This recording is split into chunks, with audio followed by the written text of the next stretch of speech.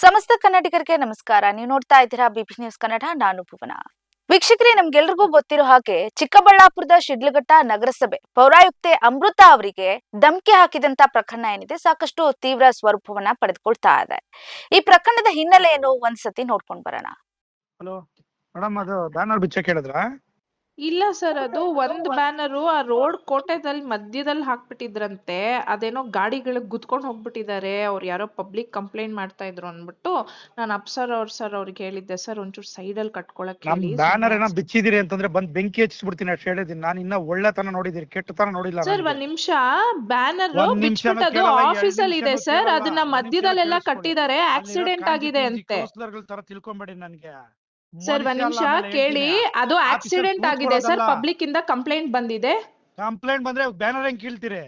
Banner ಕಿತ್ತಿಲ್ಲ sir, ತೆಗ್ಬಿಟ್ಟು ಅದು office ಅಲ್ಲಿ ಇಟ್ಟಿದ್ದಾರೆ. ನಾನ್ ಬೆಳಗ್ಗೆ ಯಾವನ್ ಬಿಚ್ಚಿದ ಅವ್ನ್ ಕಟ್ಸಿದ್ರೆ ಸರಿ. ಅವ್ನ್ ನಮ್ಮನ್ ಇಲ್ಲ ಅಂದ್ರೆ ನೋಡ್ತೀನಿ ನಾನು ಏನು ಅಂತ ಆಮೇಲೆ ತಂದೀಗ. ಸರ್ ನೀವ್ ಹಂಗೆಲ್ಲ ಮಾತಾಡ್ಬೇಡಿ. ಅದ್ ನಮ್ ಎಂಪ್ಲಾಯೀಸ್ ಗಳು ಬಿಚ್ಚಿರೋದು, ಅಲ್ಲಿ ಆಕ್ಸಿಡೆಂಟ್ ಆಗಿದೆ, ಅದಕ್ಕೆ ತೆಗ್ದಿಟ್ಟಿದ್ದಾರೆ ಸರ್ ಆಫೀಸ್ ಅಲ್ಲಿ. ಅದನ್ನ ಕಲೀಸ ತಿಳ್ಕೊಂಡ್ರೆ ಮನುಷ್ಯ ಅಲ್ಲ. ನಾನು ಹೇಳಿರ್ತೀನಿ ಈಗ ಎಲ್ಲ ಕರ್ಕೊಂಡ್ ನಾಳೆ ಬಿಟ್ಟು ಓಡ್ಬಿಡ್ಬೇಕು ತಾಲೂಕಾ ಕೆಲಸ. ಸರ್ ನೋಡಿ, ಅವರು ಫಸ್ಟ್ ಪರ್ಮಿಷನ್ ಅಪ್ಲೈ ಮಾಡಕ್ ಕೇಳಿ. ಏನು ಮಾಡಿಲ್ಲ, ಬ್ಯಾನರ್ ಕಟ್ಬಿಟ್ಟು ಹೋಗಿದ್ದಾರೆ. ಅದ್ ಅಟ್ಲೀಸ್ಟ್ ಸೈಂಟಿಫಿಕ್ ಆಗು ಕಟ್ಟಿಲ್ಲ ಸರ್. ಮಧ್ಯ ರೋಡ್ ಅಲ್ಲಿ ಕಟ್ಟಿದ್ದಾರೆ. ಆಕ್ಸಿಡೆಂಟ್ ಆದ್ರೆ ನಾವ್ ರೆಸ್ಪಾನ್ಸಿಬಲ್ ಆಗಿರ್ತೀವಿ ಅದಕ್ಕೆ. ಲಾಸ್ಟ್ ಟೈಮ್ ಹಂಗೆ ಅಲ್ಲಿ ಕಟ್ಟಿದ್ ಬ್ಯಾನರ್ ಬಿಚ್ಚ MLA ಬ್ಯಾನರ್ ಕಟ್ಸಿದೀನಿ ನೀನು. ಈಗ ಹೇಳ್ತಾ ಇದೀನಿ, ಒಳ್ಳೆ ತರವಾಗಿದ್ರೆ ಸರಿ. ಏನಿಲ್ಲ ಡಿಫರೆನ್ಸ್ ಮಾಡ್ರೆ ಅವ್ನ ನಮ್ಮನ್ ಬೆಳಗ್ಗೆಯಿಂದ ಒಂದ್ ಸೆಕೆಂಡ್ ಕೆಲಸ ಮಾಡಕ್ಕಾಗಲ್ಲ. ನೋಡಿ ಸರ್, ನೀವು ಕರೆಕ್ಟ್ ಆಗಿ ಮಾತಾಡಿ ಸರ್. ಇಲ್ಲಿ ಎಂಪ್ಲಾಯೀಸ್ ಗಳ ಮೇಲೆ ಎಲ್ಲ ಬೈಬೇಡಿ. Everybody has a responsibility. ನೀವು ಅಲ್ಲಿ ಅವ್ರಿಗೆ ಫಸ್ಟ್ ಆಫ್ ಆಲ್ ಅವ್ರ ಪರ್ಮಿಷನ್ ಕೊಟ್ಟೆ, ಅದು ತಗೊಂಡೇ ಇಲ್ಲ ಅವರು. ಏನೇನ್ ನಡೀತಾ ಇದೆ ತಾಳ್ಮೆಯಿಂದ ಇದೀನಿ. ಫಸ್ಟ್ ಅಲ್ಲಿ ಬ್ಯಾನರ್ ಕಟ್ಟಿದ್ರೆ ಸರಿ, ಇಲ್ಲ ಅಂದ್ರೆ ಬೆಳಿಗ್ಗೆ ಪಶ್ಚಾತ್ತಾಪ ಅನುಭವಿಸ್ಬೇಕಾಗತ್ತೆ. ಹೇಳ್ರಿ ಸರ್, ಮಿಡಲ್ ರೋಡ್ ಅಲ್ಲಿ ಪಕ್ಕದಲ್ಲಿ ಕಟ್ಕೊಳ್ಳಿ. ಆ ಕೋಟೆ ಸರ್ಕಲ್ ಅಲ್ಲಿ ಆಕ್ಸಿಡೆಂಟ್ ಆಗ್ತಾ ಇದೆ ಸರ್. ಬೆಳಗ್ಗೆ ಆಕ್ಸಿಡೆಂಟ್ ಆಗಿದೆ. ಆಫೀಸ್ ಹತ್ರ ಇಟ್ಕೊಳ್ಳೋಂಥದ್ದು ಏನಿದೆ ಅಲ್ಲೇ ಕಟ್ಸ್ಬೇಕಾಗಿತ್ತು ಅದನ್ನ. ಸರ್ ನೋಡಿ, ಅವರಿಗೆ ಕೇಳಿ ಸರ್. ಇಲ್ಲಿ ಒಂದ್ ನಿಮಿಷ, ನಿಮ್ಮವ್ರ ಕೌನ್ಸಿಲರ್ಸ್ ಗೆ ಅಪ್ಡೇಟ್ ಮಾಡಿದೀವಿ. ಆಫೀಸ್ ಹತ್ರ ಇದೆ ಸರ್, ಅದನ್ನ ಸ್ವಲ್ಪ ಪಕ್ಕದಲ್ಲಿ ಕಟ್ಸಿ ಅಂತ ನಾವು ಹೇಳಿದೀವಿ ಅವರಿಗೆ. ಯಾವನ್ಗೋ ಕೈಗೊಂಬೆ ಸರ್ ನೋಡಿ ಸರ್, ನೀವು ಯಾಕೆ ಹಿಂಗ್ ಮಾತಾಡ್ತಾ ಇದ್ದೀರಾ ನನಗೆ ಗೊತ್ತಾಗ್ತಾ ಇಲ್ಲ. ಅಲ್ಬೇನ್ರಿ ನೀವು? ಅದನ್ನೇ ಸರ್ ಹೇಳ್ತಾ ಇರೋದು. ನಮ್ಗೆ ಕೇಳಿ, ಇಲ್ಲಿ ಬೆಳಗ್ಗೆ ಬಂದಿದ್ದಾರೆ ನಮ್ ಸ್ಟಾಫ್ಸ್.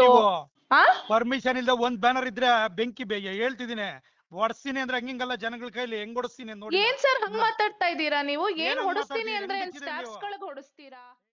ಶಿಡ್ಲಘಟ್ಟ ನಗರಸಭೆ ವ್ಯಾಪ್ತಿಯಲ್ಲಿ ಸಚಿವ ಜಮೀರ್ ಅಹಮದ್ ಖಾನ್ ಪುತ್ರ ಏನಿದ್ದಾರೆ, ಅವರ ಸಿನಿಮಾದ ಒಂದು ಕಾರ್ಯಕ್ರಮದ ನಿಮಿತ್ತವಾಗಿ ಬ್ಯಾನರ್ ಅಳವಡಿಸಲಾಗಿರುತ್ತೆ. ಆದ್ರೆ ಅಲ್ಲಿ ಸಾರ್ವಜನಿಕರಿಗೆ ತೊಂದರೆ ಆಗ್ತಾ ಇದೆ ಅಂತ ಹೇಳಿ ದೂರು ಕೇಳಿ ಬರ್ತಾ ಇದ್ರಿಂದ ರಾಜೀವ್ ಗೌಡ ಅವ್ರು ಏನ್ ಮಾಡ್ತಾರೆ, ಅಲ್ಲಿ ಇದ್ದಂತಹ ಬ್ಯಾನರ್ ಅನ್ನ ತೆರವುಗೊಳಿಸ್ತಾರೆ. ಅಲ್ಲದೆ ಮಾಹಿತಿಯನ್ನ ನೀಡಿ ಬೇರೆ ಸ್ಥಳದಲ್ಲಿ ಹಾಕಿಕೊಳ್ಳಿ ಅಂತ ಹೇಳಿ ಮಾಹಿತಿಯನ್ನ ನೀಡ್ತಾರೆ. ಈ ವಿಚಾರವಾಗಿ ರಾಜೀವ್ ಗೌಡ ಅವರು ನಗರಸಭೆ ಪೌರಾಯುಕ್ತರಿಗೆ ಕರೆ ಮಾಡಿ ಬಾಯಿಗೆ ಬಂದಂತೆ ಬೈತಾರೆ. ಅಶ್ಲೀಲವಾಗಿ, ಜೊತೆಗೆ ವೈಯಕ್ತಿಕವಾಗಿ ಅವರನ್ನ ನಿಂದಿಸ್ತಾರೆ. ಆ ಆಡಿಯೋ ಕೂಡ ಸಾಮಾಜಿಕ ಜಾಲತಾಣಗಳಲ್ಲಿ ಸಾಕಷ್ಟು ವೈರಲ್ ಆಗ್ತಾ ಇರುವಂತದ್ದು. ನೀವೆಲ್ಲರೂ ಆ ಆಡಿಯೋಗಳನ್ನ ಕೇಳಿರ್ತೀರಾ, ಮಾಧ್ಯಮಗಳಲ್ಲಿ ನೋಡಿರ್ತೀರಾ. ವ್ಯಾಪಕವಾಗಿ ಹರಿದಾಡ್ತಾ ಇದೆ ಈ ವಿಚಾರವಾಗಿ. ಒಬ್ಬ ಜವಾಬ್ದಾರಿಯುತ ಸ್ಥಾನದಲ್ಲಿರುವಂತಹ ಅಧಿಕಾರಿಯಾಗಿ, ಸಾರ್ವಜನಿಕರ ಪ್ರತಿನಿಧಿಯಾಗಿ ಬಯಸಿರುವಂತಹ ವ್ಯಕ್ತಿಯೊಬ್ರು ಈ ರೀತಿ ನಡೆದುಕೊಂಡಿರೋದು ಸಾರ್ವಜನಿಕ ವಲಯದಲ್ಲಿ ಸಾಕಷ್ಟು ತೀವ್ರ ಆಕ್ರೋಶಕ್ಕೂ ಕೂಡ ಕಾರಣವಾಗುತ್ತೆ. ಈ ಸಂಬಂಧ ಪೌರಾಯುಕ್ತೆ ಅಮೃತ ಅವರು ದೂರು ನೀಡ್ತಾರೆ. ದೂರಿನಲ್ಲಿ ಶಿಡ್ಲಘಟ್ಟ ಠಾಣೆಯಲ್ಲಿ ಕೂಡ FIR ಕೂಡ ದಾಖಲಾಗುತ್ತೆ. ಆದ್ರೆ ಈಗ ಅವರು ಕಾಣೆ ಹಾಕಿದ್ದಾರೆ, ಸಿಗ್ತಾ ಇಲ್ಲ ಅನ್ನುವಂತ ಒಂದು ವಿಚಾರ. ಎಲ್ಲ ಒಂದ್ ಕಡೆ ಯಾಕೆ ಕಾಣೆ ಆದ್ರು ಅನ್ನುವಂತಹ ಪ್ರಶ್ನೆ ಬರುತ್ತೆ. ರಾಜೀವ್ ಗೌಡ ಅವರು ಬೇಕಂತಲೇ ತಲೆ ಮರೆಸ್ಕೊಂಡಿದ್ದಾರೆ. FIR ಯಾವಾಗ ದಾಖಲಾಗುತ್ತೆ? ಒಂದಿಷ್ಟು ಕಾಂಗ್ರೆಸ್ ಮತ್ತೆ BJP JDS ಪಾಳ್ಯದಲ್ಲಿ ಒಂದಿಷ್ಟು ಚರ್ಚೆಗಳು ಶುರುವಾಗುತ್ತೆ ಈ ವಿಚಾರವಾಗಿ. ಈ ಕಡೆ ಈ ಪ್ರಕರಣವನ್ನ ವಿಪಕ್ಷಗಳಾದಂತಹ BJP ಹಾಗೂ JDS ರಾಜಕೀಯ ಅಸ್ತ್ರವಾಗಿ ಬಳಸ್ಕೊಳ್ತಾರೆ. ಹೀಗಾಗಿ ಆಡಳಿತಾರೂಢ ಕಾಂಗ್ರೆಸ್ಗೆ ಒಂದಿಷ್ಟು ಮುಜುಗರ ಉಂಟು ಕೂಡ ಆಗುತ್ತೆ.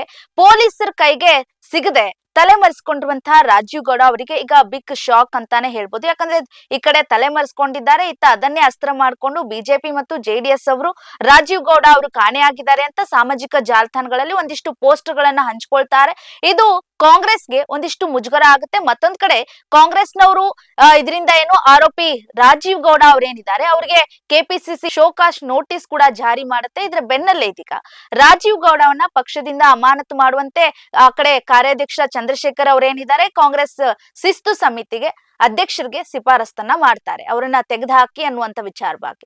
ಬ್ಯಾನರ್ ತೆರವು ಮಾಡಿರುವಂತಹ ಸಂಬಂಧ ರಾಜೀವ್ ಗೌಡ ಅವರು ಶಿಡ್ಲಘಟ್ಟ ಮಹಿಳಾ ಪೌರಾಯುಕ್ತೆಗೆ ಅಮೃತ ಅವರಿಗೆ ಕರೆ ಮಾಡಿ ಏನು ಅವಾಚ್ಯ ಶಬ್ದಗಳಿಂದ ನಿಂದಿಸ್ತಾರೆ, ಜೊತೆಗೆ ಬೆದರಿಕೆಯನ್ನ ಹಾಕ್ತಾರೆ. ಇದ್ರ ಬೆನ್ನಲ್ಲೇ ಅಮೃತ ಅವರು ರಾಜೀವ್ ಗೌಡ ಅವರ ವಿರುದ್ಧ ದೂರನ್ನ ಕೂಡ ದಾಖಲಿಸ್ತಾರೆ. ಈ ದೂರಿನ ಮೇರೆಗೆ ಪೊಲೀಸರು ಸಹ ಎಫ್ಐಆರ್ ಕೂಡ ದಾಖಲಿಸಿ, ಆದ್ರೆ ಇದುವರೆಗೂ ಕೂಡ ರಾಜೀವ್ ಗೌಡ ಅವರನ್ನ ಬಂಧಿಸುವುದಕ್ಕೆ ವಿಫಲರಾಗಿದ್ದಾರೆ. ಹಾಗಾದ್ರೆ ಎಲ್ಲೋ ಒಂದ್ ಕಡೆ ಇನ್ನೂ ರಾಜೀವ್ ಗೌಡ ಅವರು ಎಲ್ಲಿದ್ದಾರೆ ಅನ್ನುವಂತ ಸುಳಿವು ಕೂಡ ಸಿಗ್ತಾ ಇಲ್ಲ. ಹಾಗಾದ್ರೆ ನಮ್ಮ ಪೊಲೀಸ್ ಇಲಾಖೆಗೆ ಏನ್ ಮಾಡ್ತಾ ಇದೆ ಅನ್ನುವಂತ ಪ್ರಶ್ನೆ ಮೂಡುತ್ತೆ.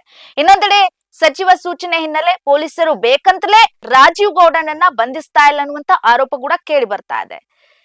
ಈ ಎಲ್ಲಾ ಪ್ರಶ್ನೆಗೂ ಈಗ ಉತ್ತರ ಬೇಕಾಗಿರುವಂತದ್ದು. ಸಾರ್ವಜನಿಕರು ಪ್ರಶ್ನೆಯನ್ನ ಮಾಡ್ತಾರೆ, ಬೇಕಂತಲೇ ಮಾಡ್ತಾ ಇದಾರ ಪೊಲೀಸರು, ಅಥವಾ ಎಲ್ಲ ಒಂದ್ ಕಡೆ ಕಾಂಗ್ರೆಸ್ನವರು ಇವರಿಗೆ ಏನು ಬೆಂಬಲವನ್ನ ನೀಡ್ತಾ ಇದಾರ, ಬೇಕು ಅಂತಲೇ ಇವರು ತಲೆ ಮರೆಸ್ಕೊಂಡಂಗ್ ನೀನ್ ನಾಟಕ ಮಾಡು, ಪೊಲೀಸರು ನಾವು ಹುಡುಕ್ದಂಗೆ ಆಟ ಆಡ್ತೀವಿ ಅನ್ನೋ ರೀತಿಯಲ್ಲಿ ಏನಾದ್ರೂ ಮಾಡ್ತಾ ಇದಾರ ಎನ್ನುವಂತ ಪ್ರಶ್ನೆ ಒಂದ್ ಕಡೆ. ಇದ್ರ ಬಗ್ಗೆ ಬಿಜೆಪಿ ವಕ್ತಾರರಾಗಿರುವಂತ ಪ್ರಮೋದ್ ಅವರು ನಮ್ ಜೊತೆಗಿದ್ದಾರೆ, ಮಾತನಾಡ್ತಾ ಹೋಗೋಣ. ಸರ್ ನಮಸ್ತೆ, ಬಿಬಿ ನ್ಯೂಸ್ ಇಂದ ಕಾಲ್ ಮಾಡಿದ್ದೇನೆ. ನಮಸ್ಕಾರ ಹೇಳಿ ಸರ್, ಅದೇ ಈಗ ರಾಜೀವ್ ಗೌಡ ಅವರು ಕಾಣೆ ಆಗಿರುವಂತ ವಿಚಾರ ಏನಿದೆ ನಿಮ್ಗೆ ಗೊತ್ತಿದೆ. ಒಂದ್ ಕಡೆ ಲುಕೌಟ್ ನೋಟಿಸ್ ಜಾರಿ ಮಾಡ್ಬೇಕು ಅಂತ ತಯಾರಿ ನಡೀತಾ ಇದೆ, ಜೊತೆಗೆ ಪೊಲೀಸರು ಅಥವಾ ಕಾಂಗ್ರೆಸ್ನವರು ಇವರಿಗೆ ಬೆಂಬಲವಾಗಿ ನಿಂತಿದ್ದಾರಾ ಅನ್ನುವಂತ ವಿಚಾರ ಬರ್ತದೆ. ಏನ್ ಹೇಳ್ತೀರಾ ಈ ಬಗ್ಗೆ? ಮೇಡಮ್, ಕಾಂಗ್ರೆಸ್ ದವ್ರು ಏನೀಗ 140 ಸೀಟ್ ತಗೊಂಡಿದ್ದಾರೆ. ಇವರಿಗೆ ದುರಂಕಾರ ಮಿತಿ ಮೀರಿದಂತ ಒಂದು ಸ್ಥಿತಿಗೆ ಇವತ್ತು ಕಾಂಗ್ರೆಸ್ ಸರ್ಕಾರ ಬಂದ್ ನಿಂತಿದೆ. ಮತ್ತೆ ಕಾಂಗ್ರೆಸ್ ಒಂದೇ ಅಲ್ಲ, ಈ ಆಡಳಿತದಲ್ಲಿ ಏನು ಇವರು ಕಾಂಗ್ರೆಸ್ಸಿನ ಕಾರ್ಯಕರ್ತರು ಇದ್ದಾರೆ, ಅವ್ರಿಗೂ ಒಂದ್ ಕಡೆ ಎಲ್ಲ ದುರಂಕಾರ ಬಂದಂಗಾಗಿದೆ. ಆ ರಾಕ್ಷಸಿ ಮನಸ್ಥಿತಿನೂ ಬಂದಂಗಾಗಿದೆ ಅಂತ ನನಗ ಅನಿಸುತ್ತೆ ರೀ. ಒಬ್ಬ ಕಮಿಷನರು ತನ್ನ ಕರ್ತವ್ಯ ಮಾಡುವಾಗ ಅದರ ನಿಷ್ಠೆ, ಆ ಒಂದು ಕರ್ತವ್ಯಕ್ಕೆ ಒಂದ್ ಏನೇನ್ ಅನುಗುಣವಾಗಿ ಏನ್ ಕೆಲಸ ಮಾಡ್ಬೇಕು ಅಂತ ಕೆಲಸ ಮಾಡುವಾಗ ಒಬ್ಬ ರಾಜೀವ್ ಗೌಡ ಆ ತನ್ನ ಒಂದು ರಾಜಕೀಯ ಹಿತಾಸಕ್ತಿಗೆ ಅನುಗುಣವಾಗಿ ಜನವರಿ 13ನೇ ತಾರೀಕು ಏನೊಂದು ಅಲ್ಲಿ ಕರ್ಟ್ ಅನ್ನೋ ಪಿಕ್ಚರ್ ಒಂದು ಅದ್ರದ್ದು ಪ್ರಮೋಷನ್ ಏನೋ ಇತ್ತು, ಅದ್ ಕಾರ್ಯಕ್ರಮಕ್ಕೆ ಅನುಗುಣವಾಗಿ ಫ್ಲೆಕ್ಸ್ ಅಳವಡಿಸಿದ್ರು. ಆ ಫ್ಲೆಕ್ಸ್ ಅನ್ನ ಮತ್ತ ಅದನ್ನ ಇವರು ಹೋರಾಟದ ಏನೋ ಪರ್ಮಿಷನ್ ತಗೋಬೇಕು, ಅದನ್ನು ತಗೊಂಡಿಲ್ಲ. ಒಂದು ಅದೇ ಅಂತ ಇಲ್ಲ, ಈ ದುರಂಕಾರದ ಒಂದು ಮನಸ್ಥಿತಿಯಲ್ಲಿನೇ ಅದನ್ನ ಬ್ಯಾನರ್ ಗನ್ನ ಅಳವಡಿಸಿದ್ರು. ಅದು ಜನರಿಗೆ ತೊಂದರೆ ಆಗುತ್ತೆ ಅಂತ ಹೇಳಿ ಅಮೃತ ಗೌಡ ಅವರು ಏನು ಕಮಿಷನರ್ ಇದ್ದಾರೆ, ಅವರು ಅದನ್ನ ತೆಗೆಸಿದಾಗ ರಾಜೀವ್ ಗೌಡ ಅವರು ತಮ್ಮ ಈಗೇನೀಗ 140 ಸೀಟ್ ಬಂದು ದುರಂಕಾರ ಅಂತ ಇದೆಯಲ್ಲ, ಆ ದುರಂಕಾರದ ಮೇರೆಗೆನೆ ಅವರಿಗೆ ಅವ್ರ ಕೆಲ್ಸಕ್ಕೆ ಅಡ್ಡಿಪಡಿಸೋದಾಗಿರ್ಬೋದು, ಒಬ್ಬ ಹೆಣ್ಣಂತ ನೋಡ್ಲಾರ್ದನೆ ಅವ್ರಿಗೆ ಅವಮಾನ ಮಾಡೋದಾಗಿರ್ಬೋದು, ಇದೆಲ್ಲ ಒಂದು ಕೆಟ್ಟವಾದ ಒಂದು ಪರಿಸ್ಥಿತಿ ಅವರು ನಿರ್ಮಾಣ ಮಾಡಿದ್ದಾರೆ ಮೇಡಮ್. ಇನ್ನೊಂದು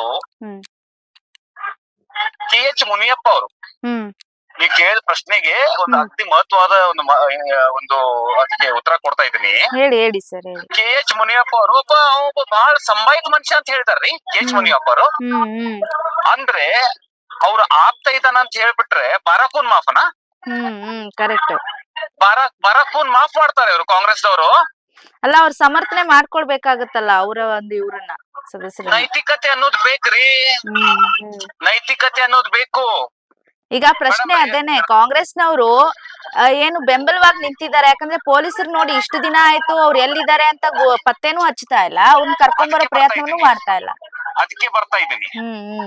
ಇವರು ಏನು ಜನವರಿ 14, 15 ತಾರೀಕು ಏನೊಂದು ಇದು ದೊಡ್ಡ ಸುದ್ದಿ ಆಯ್ತು. ನಿಮ್ಮ ಮಾಧ್ಯಮಕ್ಕೆ ನಾನು ಧನ್ಯವಾದ ಹೇಳ್ತೇನೆ.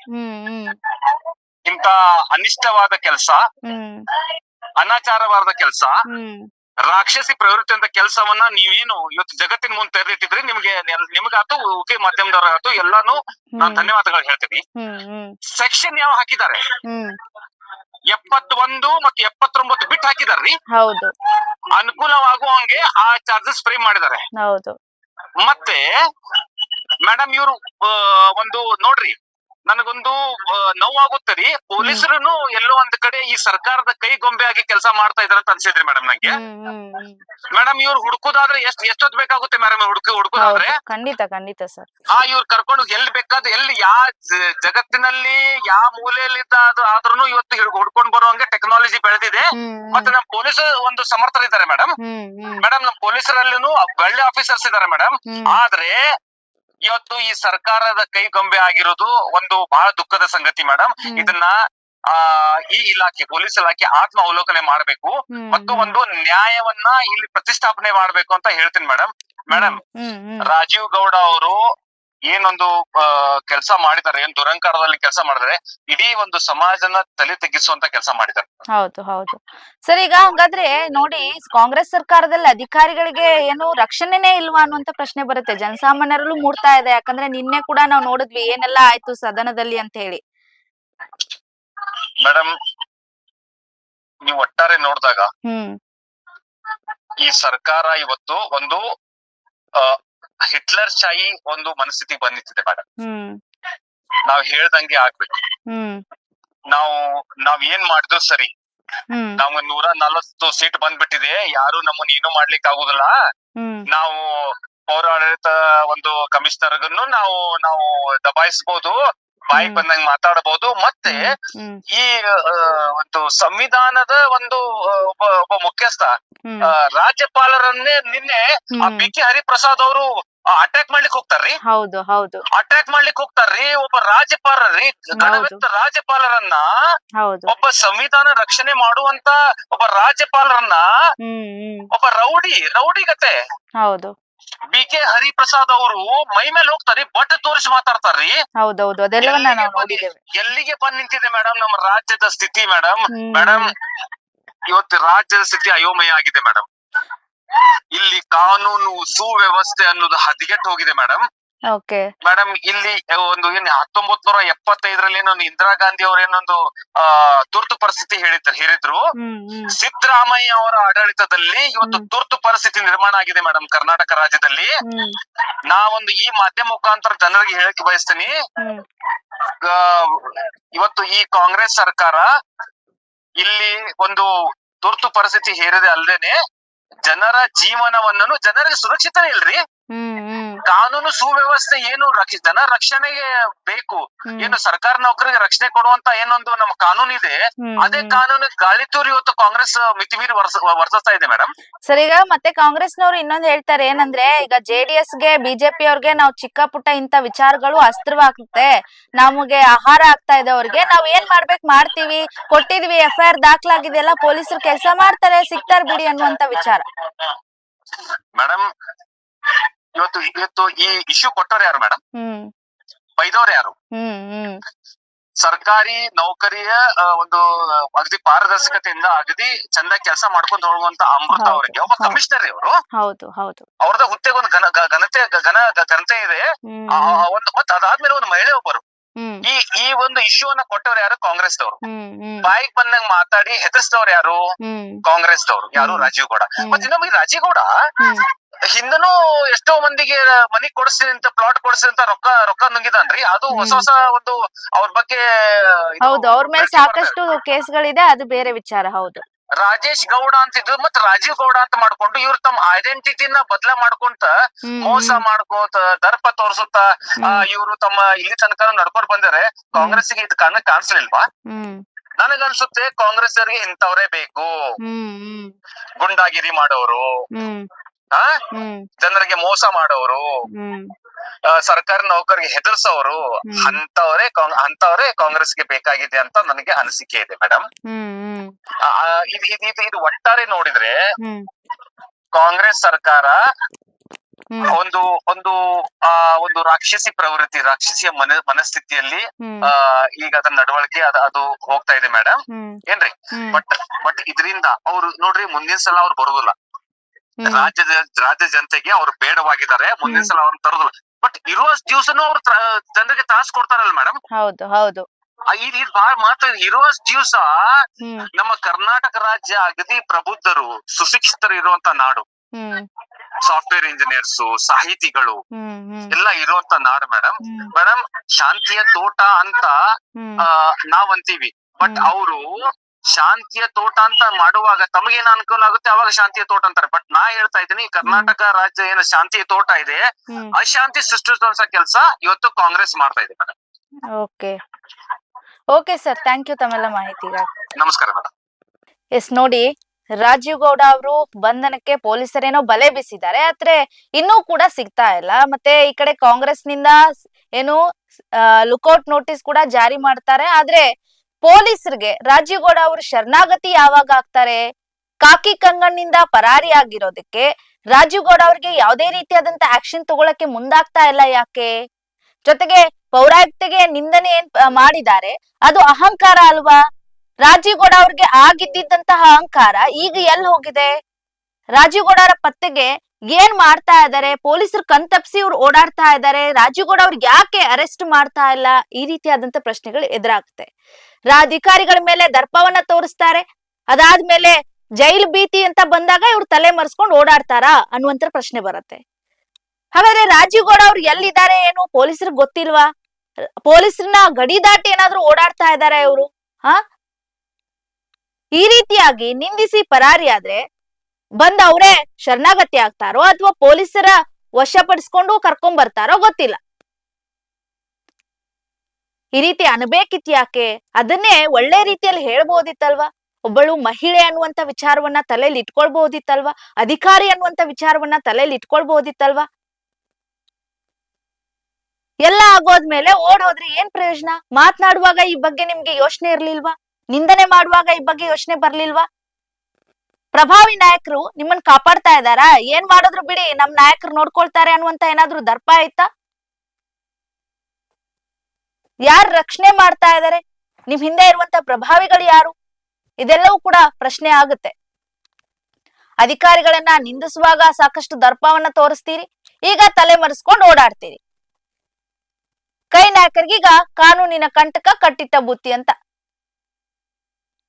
ಈ ಬಗ್ಗೆ ನಮ್ ಜೊತೆಗೆ ಮಾತನಾಡೋದಕ್ಕೆ ಪುಷ್ಪಾ ಮಂಜುನಾಥ್ ಅವರಿದ್ದಾರೆ, ಅವರನ್ನ ಮಾತನಾಡಿಸ್ತಾ ಹೋಗೋಣ. ಓಕೆ, ಪುಷ್ಪಾ ಮೇಡಮ್ ನಮಸ್ತೆ. ನಮಸ್ಕಾರ ಮ್ಯಾಮ್. ಎಸ್, ಈಗ ನಾವು ನೋಡ್ತಾ ಇದ್ವಿ, ಏನು ರಾಜೀವ್ ಗೌಡ ಅವರು ಏನು ಮಹಿಳಾ ಅಧಿಕಾರಿಯನ್ನ ನಿಂದಿಸಿ ದರ್ಪ ಮಾಡಿ ಅವ್ರಿಗೆ ಯೂಸ್ ಮಾಡದೇ ಇರುವಂತ ಶಬ್ದಗಳನ್ನೆಲ್ಲ ಯೂಸ್ ಮಾಡಿ ಈಗ ತಲೆ ಮರೆಸ್ಕೊಂಡಿರುವಂತದ್ದು. ಎಲ್ಲೋ ಒಂದ್ ಕಡೆ ನಾಯಕರ ರಕ್ಷಣೆ ಇದೆಯಾ ಅವರಿಗೆ ಅನ್ನುವಂತ ಮಾತು ಕೇಳಿ ಬರ್ತಾ ಇದೆ ಮೇಡಮ್. ಮೇಡಮ್, ಕಾಂಗ್ರೆಸ್ ಪಕ್ಷ ನೋಡಿ, ಈ ತರ ಯಾವ್ದೇ ಘಟನೆಗಳು ಪಕ್ಷ ಅಥವಾ ಪಕ್ಷಾತೀತವಾಗಿ ನಡೆದಾಗ ನಾವ್ ಈ ಮೊದ್ಲೇ ನೋಡಿದಂತೆ ಅನೇಕರು ಸಮಾಜದಲ್ಲಿ ಪ್ರಭಾವ ಬೀರಿದಂತಹ ಅನೇಕರನ್ನ ಜೈಲಿಗೆ ಅಟ್ಟಿರ್ಬೋದು, ಕಾನೂನು ರೀತಿಯ ಕ್ರಮಗಳನ್ನ ಕೈಗೊಂಡಿದೆ. ಇದರಲ್ಲಿ ರಾಜೀವ್ ಗೌಡ್ರೇನು ಹೊರತಾಗಿಲ್ಲ. ಕಾಂಗ್ರೆಸ್ ಪಕ್ಷದಲ್ಲಿ ಮುನಿಯಪ್ಪ ಅವರು ಸೇರಿದಂತೆ ಮುಖ್ಯಮಂತ್ರಿಗಳ ಆದಿಯಾಗಿ ನಮ್ಮ ಗೃಹ ಸಚಿವರಾದ ಪರಮೇಶ್ವರ್ ಸಾಹೇಬ್ರು ಸಹ ಹೇಳಿದ್ದಾರೆ, 5 ವಿಶೇಷ ತಂಡಗಳನ್ನ ರಚಿಸಿದೀವಿ, ಅವ್ರನ್ನ ಇವತ್ತಿಲ್ಲ ನಾಳೆ ಬಂಧಿಸ್ತೀವಿ. ಇವಾಗ 1 ವಾರ ಆಗಿರ್ಬೋದು, ಆದ್ರೆ 10 ದಿವಸ 20 ದಿವಸ ಆದಾಗ ಅವರು ಬಂಧನ ಆಗ್ಲೇಬೇಕಾಗತ್ತೆ. ಯಾಕಂದ್ರೆ ನೋಡಿ, ಒಂದು ಸರ್ಕಾರಿ ಹುದ್ದೆಯಲ್ಲಿರುವ ಪೌರಾಯುಕ್ತೆಯಾದ ಅಮೃತಾ ಗೌಡ್ರನ್ನ ಅವ್ರೇನು ಆ ಶಬ್ದಗಳನ್ನ ನಿಲ್ಸಿದ್ದಾರೆ, ನಾನು ಸಹ ಖಂಡಿಸ್ತೀನಿ. ನಾನು ಕಾಂಗ್ರೆಸ್ ಆಗಿದ್ರು ಸಹ ಖಂಡಿಸ್ತೀನಿ. ಯಾಕಂದ್ರೆ ಯಾವುದೇ ಒಂದು ಹೆಣ್ಣಿಗೆ ಆ ರೀತಿಯಲ್ಲಿ ಮಾತಾಡೋದು ತಪ್ಪು. ಮೊದಲಿಗೆ ನಮ್ಮ ಮನೆಯಿಂದನೇ ಆಗ್ಲಿ ಎಲ್ಲಿ ಆಗ್ಲಿ ಆ ರೀತಿಯ ಒಂದು ನಿಂದನೆ ತಪ್ಪು ಅಂತಾನೆ ನಾನು ಹೇಳ್ತೀನಿ. ರಾಜೀವ್ ಗೌಡ್ರು ಈ ಮೊದ್ಲು ಒಳ್ಳೆ ಕೆಲ್ಸಗಳನ್ನ ಮಾಡಿದ್ರು, ಯಾಕೆ ಇವ್ರು ಈ ರೀತಿ ಮಾಡಿದ್ರು ಅಂತ ಕೆಲವೊಂದು ಮುನಿಯಪ್ಪ ಸರ್ ಅವರು ಯಾವ ರೀತಿ ಒಳ್ಳೆ ಕೆಲ್ಸ ಮೇಡಮ್? ಸಾಕಷ್ಟು ಅವ್ರ ಮೇಲೆ ಆರೋಪಗಳಿದೆ, ಮನೆ ಕೊಡಿಸ್ತೀವಿ ಅಂತ ಹೇಳಿ ದುಡ್ಡು ತಿಂದಿದ್ದಾರೆ ಅನ್ನುವಂತ ಆರೋಪಗಳಿದೆ. ಜೊತೆಗೆ ರಾಜೇಶ್ ಗೌಡ ಅಂತ ಹೆಸರು ಇಟ್ಕೊಂಡಿದ್ದು ರಾಜೀವ್ ಗೌಡ ಅಂತ ಬದಲು ಮಾಡ್ಕೊಂಡಿದ್ದಾರೆ ಅಂತ ಬಿಜೆಪಿ ಅವರು ಆರೋಪ ಮಾಡ್ತಾ ಇದ್ದಾರೆ. ಬಿಜೆಪಿ ಅವ್ರು ಇರ್ಲಿ, ವಿರೋಧ ಪಕ್ಷ ಅಂದ್ಮೇಲೆ ಆರೋಪ ಮಾಡೋದು ಸಹಜನೇ. ಒಂದ್ ವೇಳೆ ಆರೋಪ ಅವ್ರೇನಾದ್ರೂ ನಿಜವಾಗ್ಲೂ ತಪ್ಪು ಮಾಡಿದ್ರೆ ಅವ್ರಿಗೆ ಶಿಕ್ಷೆ ಆಗ್ಲಿ, ನಾನು ಅವರ ಪರ ವಹಿಸಿ ಮಾತಾಡೋದಿಲ್ಲ. ಆದ್ರೆ ಮುನಿಯಪ್ಪ ಅವರ ಕೆಲವೊಂದು ನಾನು ವಿಡಿಯೋಗಳನ್ನ ನೋಡಿದಾಗ ಆ ರೀತಿ ಮುನಿಯಪ್ಪ ಸರ್ ಹೇಳಿದ್ರು. ಬಟ್ ಒಂದು ಹೇಳ್ಬೇಕಂದ್ರೆ ಮೇಡಮ್, ನಾನು ಒಂದು ಹೆಣ್ಣಾಗಿ ಇನ್ನೊಂದು ಹೆಣ್ಣಿಗೆ ಈ ರೀತಿಯ ಒಂದು ದೌರ್ಜನ್ಯ ಮಾತುಗಳನ್ನ ಏನ್ ಆಡಿದ್ದಾರೆ ಅವರು, ಅದು ನಿಜವಾಗ್ಲೂ ತಪ್ಪು. ಅವರಿಗೆ ಸರಿಯಾದ ಒಂದು ಶಿಕ್ಷೆ ಆಗ್ಬೇಕು. ಈಗ ನಾವು ನೋಡಿದಾಗೆ ಅವರಿಗೆ ಹೈಕೋರ್ಟ್ ಇಂದನೂ ಸಹ ವಜಾ ಆಗಿದೆ. ಅದಲ್ಲದೆ ನಮ್ ಕಾಂಗ್ರೆಸ್ ನ ಎಲ್ಲಾ ಆಲ್ಮೋಸ್ಟ್ ನಮ್ DCM ಇರ್ಬೋದು, CM ಇರ್ಬೋದು, ಎಲ್ಲರೂ ಸಹ ಅದನ್ನ ತಪ್ಪು ಅಂತಾನೆ ಹೇಳಿದ್ದಾರೆ, ಮತ್ತೆ ಖಂಡನೀಯ ಅಂತಾನೆ ಹೇಳಿದ್ದಾರೆ ಮೇಡಮ್. ಮತ್ತೊಂದ್ ಕಡೆ ಕಾಂಗ್ರೆಸ್ನವ್ರಿಗೆ ಈ ರೀತಿಯಾಗಿ ಗುಂಡಾಗಿರಿ ಮಾಡೋರ್ ಬೇಕು, ರೌಡಿಸಂ ಮಾಡೋರ್ ಬೇಕು, ಮಹಿಳಾ ಅಧಿಕಾರಿಗಳಿಗೆ ಅಂತಲ್ಲ, ಯಾವುದೇ ಸರ್ಕಾರಿ ಅಧಿಕಾರಿಗಳಿಗೂ ಕೂಡ ರಕ್ಷಣೆ ಇಲ್ಲ ಕಾಂಗ್ರೆಸ್ ಆಡಳಿತದಲ್ಲಿ ಅನ್ನುವಂತ ಮಾತು ಮೇಡಮ್. ಮೇಡಮ್ ನಾವು ಪಕ್ಷ ಅಂತ ಹೋಗೋದಾದ್ರೆ ಕಾಂಗ್ರೆಸ್ ಬಿಜೆಪಿ ಅಂತ ಬಿಜೆಪಿಯಲ್ಲಿರೋರ್ನ ಹೆಕ್ಕಿ ತೆಗೆದ್ರೆ 80% ಭಾಗ ದೌರ್ಜನ್ಯ ಪ್ರಕರಣಗಳು, ಲೈಂಗಿಕ ದೌರ್ಜನ್ಯ ಪ್ರಕರಣಗಳು, ಭ್ರಷ್ಟಾಚಾರಗಳು, ಈ ರೀತಿ ಆರೋಪ ಹೊತ್ತವರು ತುಂಬಾ ಜನ ಇದ್ದಾರೆ. ಮುಖ್ಯಮಂತ್ರಿ ಆದಿಯಾಗಿ ಬಿಜೆಪಿಯವರು ಜೈಲಿಗೆ ಹೋಗಿದ್ರು ಸಾಕಷ್ಟು. ನಾವೇ ನೋಡಿದೀವಿ. ಈಗ ರಾಷ್ಟ್ರವ್ಯಾಪಿಯಾಗಿ ಒಬ್ರು ಪ್ರಜ್ವಲ್ ರೇವಣ್ಣ ಅವರು ಜೈಲಿದ್ದಾರೆ. ಅವರು ಸಹ ಬಿಜೆಪಿ ಸಪೋರ್ಟರ್ಸ್ ಪಕ್ಷದವರೇ ಆಗಿರೋ JDS ಅವ್ರು ಇರ್ಬೋದು, ರಮೇಶ್ ಜಾರಕಿಹೊಳಿ ಅವರ ಪ್ರಕರಣ ಇರ್ಬೋದು, ವಿಧಾನಸೌಧದಲ್ಲಿ ನೀಲಿ ಚಿತ್ರಗಳ ವೀಕ್ಷಣೆ ಇರ್ಬೋದು. ಈ ರೀತಿ ತಗೊಳಕ್ ಹೋದ್ರೆ ಸಾಕಷ್ಟು ಬಿಜೆಪಿ ಅವ್ರದ್ದಿದೆ. ಪರ ವಿರೋಧ ಚರ್ಚೆ ಅಂತ ಬಂದಾಗ ಕಾಂಗ್ರೆಸ್ ಅವರನ್ನ ಪ್ರಶ್ನೆ ಮಾಡೋ ಯಾವುದೇ ಒಂದು ನೈತಿಕತೆ ಬಿಜೆಪಿ ಉಳಿಸ್ಕೊಂಡಿಲ್ಲ ಮೇಡಮ್. ಹಿಟ್ಲರ್ ಶಾಹಿ ಆಡಳಿತವನ್ನ ನಡೆಸ್ತಾ ಇದೆ ಕಾಂಗ್ರೆಸ್. ಈ ರೀತಿಯಾಗಿ ಮಾಡ್ತಾರೆ, ಇದು ಫಸ್ಟ್ ಅಧಿಕಾರಿ ಅಲ್ಲ. ಈ ರೀತಿ ಎಷ್ಟೋ ಅಧಿಕಾರಿಗಳು ಕಾಂಗ್ರೆಸ್ನವರ ಒಂದು ಟಾರ್ಚರ್ ತಡೆಯಕ್ಕಾಗದೆ ಆತ್ಮಹತ್ಯೆ ಮಾಡ್ಕೊಂಡಿದ್ದಾರೆ ಅಂತ ಹೇಳಿ. ಮೇಡಮ್ ಆ ರೀತಿ ನೋಡಕ್ ಹೋದ್ರೆ ಬಿಜೆಪಿಯಲ್ಲಿ ಅಶೋಕ್ ಸಾಹೇಬ್ರು ಪೊಲೀಸ್ ಅವ್ರಿಗೆ ಯಾವ ರೀತಿ ಗದರಿಸಿದ್ರು ಅನ್ನೋ ಪ್ರಕರಣದಿಂದ ಹಿಡಿದು ಸಾಕಷ್ಟು ಪ್ರಕರಣಗಳಿದೆ. ಅವರು ಆವತ್ತಿನ ದಿವಸ ಇಲಾಖೆಯನ್ನ ಹೇಗೆ ಕಪಿಮುಷ್ಟಿಗೆ ಇಟ್ಕೊಂಡಿದ್ರು, ಅದಲ್ದೇನೆ ಇವತ್ತು ಕೇಂದ್ರ ಸರ್ಕಾರ ಯಾವ ರೀತಿ ರಾಜ್ಯ ಸರ್ಕಾರದ ಮೇಲೆ ಗದಾ ಪ್ರಹಾರ ಮಾಡ್ತಿದೆ. ನೆನ್ನೆ ನೋಡಿದ್ರಿ ಗವರ್ಮೆಂಟ್ ವರ್ಸಸ್ ಗವರ್ನರ್ ಅವರು ಯಾವ ರೀತಿ ಕೇಂದ್ರ ಸರ್ಕಾರದ ಕೈಗೊಂಬೆ ಆಗಿದ್ದಾರೆ ಅನ್ನೋದು. ಸೊ ಆ ರೀತಿಯಲ್ಲಿ ಬಿಜೆಪಿಗೆ ಯಾವುದೇ ನೈತಿಕತೆ ಇಲ್ಲ. ಕಾಂಗ್ರೆಸ್ ಸರ್ಕಾರ ಜನಪರವಾದ ಆಡಳಿತವನ್ನ ಕೊಡುತ್ತೆ. ತಪ್ಪು ಯಾರೇ ಮಾಡಿದ್ರು ತಪ್ಪೇ, ಅದು ಕಾಂಗ್ರೆಸ್ ಅಂತ ಏನಿಲ್ಲ, ಪಕ್ಷಾತೀತವಾಗಿ ಯಾರೇ ತಪ್ಪು ಮಾಡಿದ್ರು. ನೋಡಿ, ಈಗ ರಾಜೀವ್ ಗೌಡ್ರಿಗೆ ನಮ್ಮ ಪಕ್ಷದಿಂದ ರೆಹಮಾನ್ ಖಾನ್ ಶಿಸ್ತು ಸಮಿತಿ ಅಂತ ಏನಿದೆ, ಅಲ್ಲಿಗೆ ನಮ್ಮ ಕಾರ್ಯಾಧ್ಯಕ್ಷರಾದ JC ಚಂದ್ರಶೇಖರ್ ಅವರು ಲೆಟರ್ ಬರೆದಿದ್ದಾರೆ. ಅವರ ಬಗ್ಗೆ ಶಿಸ್ತಿನ ಕ್ರಮ ತಗೋಬೇಕು ಅಂತ. ಅವ್ರನ್ನ ಇನ್ನೇನು ನಮ್ಮ ಪಾರ್ಟಿಯಿಂದ ಉಚ್ಚಾಟಿಸ್ಬೇಕು ಅನ್ನೋ ಒಂದು ಇದು ಸಹ ನಮ್ಮ INC ಟ್ವಿಟ್ಟರ್ ಅಲ್ಲಿ ಬಂದಿದೆ. ತಾವು ಬೇಕಾದ್ರೆ ಹೌದೌದು, ಹೇಳಿದ್ದಾರೆ ತೆಗ್ದಾಕ್ಬೇಕಂತ ಹೇಳಿದ್ದಾರೆ. ಬಟ್ ಆದ್ರೆ ಈಗ ನೋಡಿ, FIR ಆಗಿ ಇಷ್ಟು ದಿನ ಆಯ್ತು, ಇದುವರೆಗೂ ಕೂಡ ರಾಜೀವ್ಗೌಡ ಅವ್ರು ಪತ್ತೆ ಸಿಗ್ತಾ ಇಲ್ಲ. ಪೊಲೀಸರು ಕಣ್ಮುಂದೆನೆ ಓಡಾಡ್ತಾ ಇದಾರೆ, ಆದ್ರೂ ಅರೆಸ್ಟ್ ಮಾಡ್ತಾ ಇಲ್ಲ. ಹೆಂಗಂದ್ರೆ ಮೇಲಿಂದ ಅವರಿಗೆ ಆರ್ಡರ್ ಬಂದಿದೆ, ನೀವು ಸುಮ್ನೆ ಹುಡುಕ್ದಂಗ್ ಮಾಡಿ, ನಾವು ಏನೋ ತಲೆ ಮರ್ಸ್ಕೊಂಡು ಓಡಾಡ್ತೀವಿ ಅನ್ನುವಂತ ರೀತಿಯಲ್ಲಿ ಇಷ್ಟು ದಿನ ಆಯ್ತು FIR ಹಾಕಿ. ಆದ್ರೂ ಪೊಲೀಸರು ಯಾಕೆ ಹುಡುಕ್ತಾ ಇಲ್ಲ? ಯಾಕಂದ್ರೆ ನಮ್ದು ಇಂಟೆಲಿಜೆನ್ಸ್ ಐಡೆಂಟಿಟಿ ಡಿಪಾರ್ಟ್ಮೆಂಟ್ ಎಷ್ಟು ಇವಾಗ ಮುಂದಾಗಿದೆ, ಎಲ್ಲಿ ಹೋಗ್ತಾರೆ ಏನು ಎಲ್ಲ ಗೊತ್ತಾಗುತ್ತೆ. ಆದ್ರೂ ಯಾಕೆ ಅವ್ರನ್ನ ಬಂಧನ ಮಾಡಿ ಕರ್ಕೊಂಡ್ ಬರ್ತಾ ಇಲ್ಲ ಅಂತ.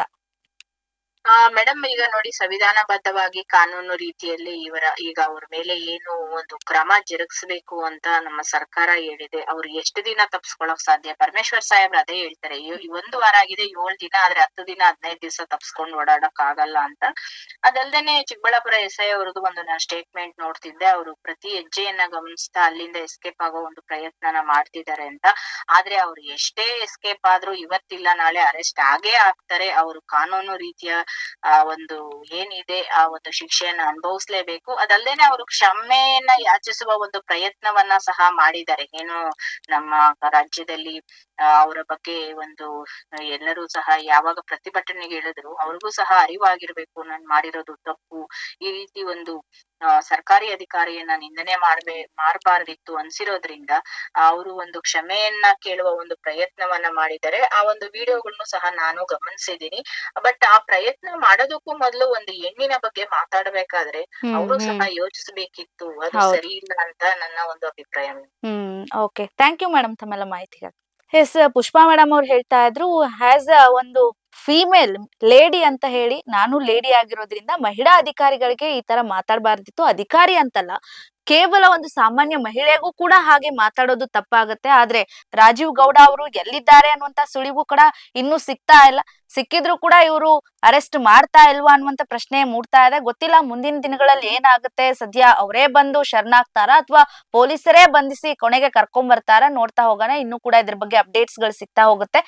ಇದು ಈ ಹೊತ್ತಿನ ವಿಶೇಷ ವರದಿ. ಸಮಗ್ರ ಸುದ್ದಿಗಳಿಗಾಗಿ ಸದಾ ಗಮನಿಸಿ BB ನ್ಯೂಸ್ ಕನ್ನಡ. ಇದು ಕನ್ನಡಿಗರ ಪ್ರತಿಧ್ವನಿ.